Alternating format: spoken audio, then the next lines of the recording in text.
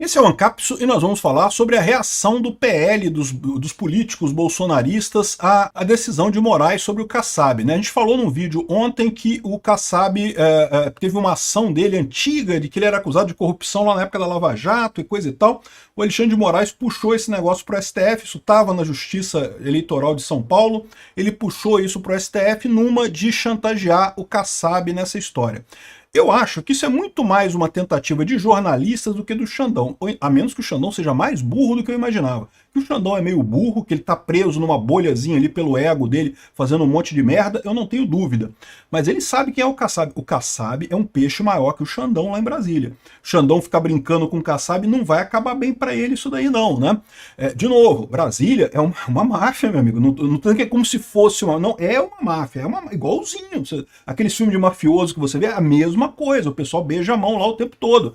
E o Kassab é um dos caras grandes nessa máfia aí. O Xandão é peixe pequeno nessa história perto do Kassab.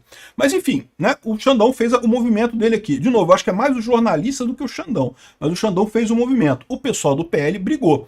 Peitou por quê? Porque sabe que tá com as costas quentes, com as costas do Kassab. Vamos entender esse assunto aqui. Essa notícia foi sugerida por Jagunço Aspone do Xandão, Xandão Potter e a prisioneira que usou batom e várias outras pessoas. Obrigado aí ao pessoal que sugeriu notícias lá no nosso site, no visãolibertaria.com. E obrigado a você que está assistindo o nosso vídeo. Se você gosta do nosso conteúdo, por favor, deixa o seu like e se inscreva aqui no canal, né?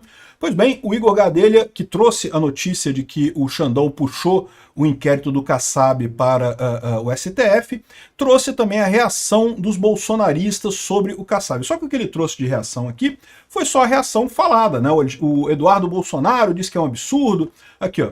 O tom corriqueiro com que a mídia noticia que um juiz está ameaçando um presidente de partido para impedir que se aprove uma anistia a vítimas desse mesmo tirano fantasiado de juiz é assustador, escreveu Eduardo Bolsonaro. E de fato é um absurdo completo, né?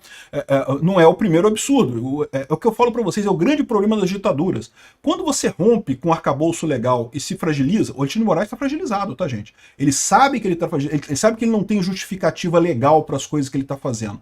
Então ele tá fragilizado, ele tem que tomar cuidado com o que está acontecendo. No momento que você dá esse salto, que você sai da lei e começa a agir politicamente, você começa a ter um problema, porque, né, as reações ocorrem, você tem que correr atrás de tentar se manter. O que o Alexandre de Moraes está fazendo aqui é isso, é o que eu falei no meu vídeo de ontem. À medida que essa coisa for caminhando, ou a gente vai caminhar para um modelo tipo Venezuela, em que qualquer pessoa que for contra o Alexandre de Moraes e contra o PT vai ser proibido de concorrer na eleição. É uma possibilidade, infelizmente é isso, é o que aconteceu na Venezuela, com o Maduro e antes dele, com o Hugo Chávez e o judiciário de lá. Ou a gente vai acabar com uma Venezuela, né, em que simplesmente proíbem todo mundo de concorrer que possa ameaçar o sistema, essa é uma possibilidade, mas eu acho que isso não funciona. Acho que o Brasil está acima disso. Por mais que as nossas instituições estejam fragilizadas, ainda tem gente em Brasília querendo fazer a coisa certa. E a prova disso é que a gente já viu algumas pessoas dando para trás aí, querendo se afastar do Xandão, querendo adotar uma postura menos radical do que o Xandão. Eu acredito que isso possa ser impedido, o sintoma de Venezuela completo, né? Assim, não estou dizendo que vai ficar certo a coisa. Mas o problema desse pessoal é, se for revertido o sintoma, a direção de Venezuela completo, é o que eu expliquei. Quem tem voto no Brasil é Bolsonaro. E quanto mais batem no Bolsonaro, mais ele ganha voto. Então não tem jeito. Bolsonaro vai voltar mais forte. E é isso que esse pessoal está preocupado, né? Então, por isso que tentou a todo custo tirar o Kassab disso daí. A aprovação da anistia, em tese, não muda em nada a questão do golpe do Bolsonaro, lá, o suposto processo do suposto golpe do taxista lá que dormiu e não sei o que lá. Isso não muda nada. Mas, de novo, é uma coisa que tira a moral, né? Pô, caramba, se no final das contas reduzir a pena do pessoal todo que estava lá no ato do 8 de janeiro, como é que vai justificar a pena de 500 mil anos que eles querem dar para Bolsonaro, né? Então, ou seja, fragiliza todo o processo. E aí o que está acontecendo? Também o deputado federal Nicolas Ferreira também criticou o Alexandre de Moraes, ou seja, o Alexandre de Moraes ter feito esse movimento para cima do Kassab só pode ser interpretado como desespero. Já expliquei para vocês, o Alexandre de Moraes está abusando do erro, abusando do direito de cometer erros. Cometer erros todos nós cometemos de vez em quando. De vez em quando a gente exagera, isso é inevitável, somos seres humanos. O Alexandre de Moraes comete erros também.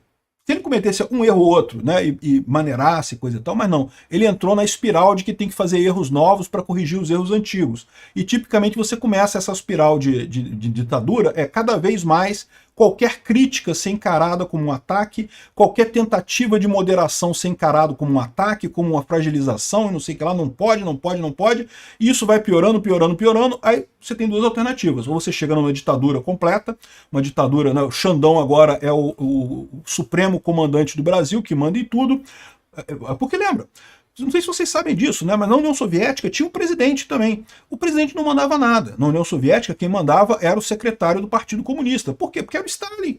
Era o Stalin. O Stalin ia lá e o presidente mandou diferente, mata o presidente, bota outro presidente lá. Chegou nesse nível, a gente pode caminhar para esse nível também, pode ser que no Brasil o posto de chefe da primeira turma do STF vire o grande ditador do Brasil. Não é incomum em ditaduras não, tá?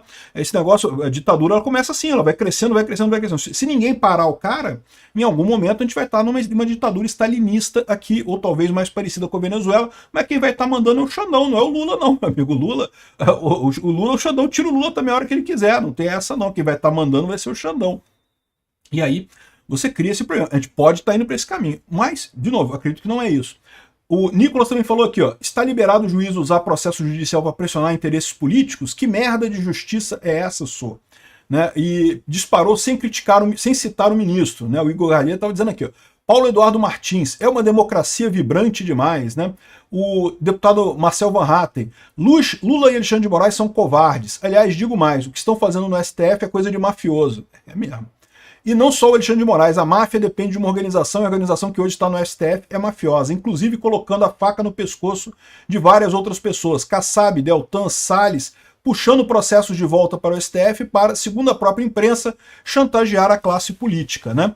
É isso mesmo que estão fazendo, é o processo de Venezuela. Se vai dar certo ou não vai dar, eu não sei. Pois bem, mas tudo que eles estão falando aqui é sobre a questão de reação falada, né? Teve uma reação mais forte, que foi do deputado Sóstene Cavalcanti, que é líder do PL, que anunciou a obstrução total na Câmara até que a anistia seja pautada. O PL é o maior partido da Câmara, fazendo obstrução, muito pouco provável qualquer coisa ser aprovada na Câmara. Não sabemos se eles vão aguentar manter a obstrução por muito tempo. Eles já tentaram a obstrução antes e não conseguiram. Por quê? Porque mesmo dentro do PL tem uma galera que é aquela galera mais fisiológica, que quer dinheiro de emenda. Ah, temos que votar o orçamento para ter dinheiro para emenda dos deputados. Ah, então vamos votar. Não, vamos votar. Não vamos obstrução não, coisa e tal. Obstrução essa semana é tranquilo. Por quê? Porque essa semana só estavam marcados processos de, sei lá o quê, pautas de direitos humanos e não sei o quê. Pauta que não interessa para ninguém no final das contas, né? Eles estão obstruindo. Se vai durar essa obstrução ou não, vamos ver, vamos medir a força do PL nessa história. Pode ser que isso daqui seja um truque também para forçar o Altineu Cortes a botar o PL da anistia para votação. É uma possibilidade. Como é que você acaba com isso daqui? O Altineu pode falar, olha só, ameaçaram obstrução, eu fui aqui e botei o PL para votação, aqui para votação de urgência. É uma maneira de aprovar esse tipo de coisa. Né? De novo, essa ameaça do Xandão ao Kassab é mais pelo Senado do que pela Câmara. A Câmara, o PSD na Câmara é muito grande, mas não é tão grande assim. No Senado o PSD é muito grande. Então vamos ver como é que vai ficar isso daqui, mas parece que vem briga aí. Tomara que venha mesmo, é preciso que tenha briga mesmo. Mas de novo, esse pessoal está muito tranquilo, por quê? Porque eles sabem que estão do lado do Kassab nessa história. É uma posição confortável, por isso que eu acho que talvez a obstrução nesse caso siga, tá? Vamos ver.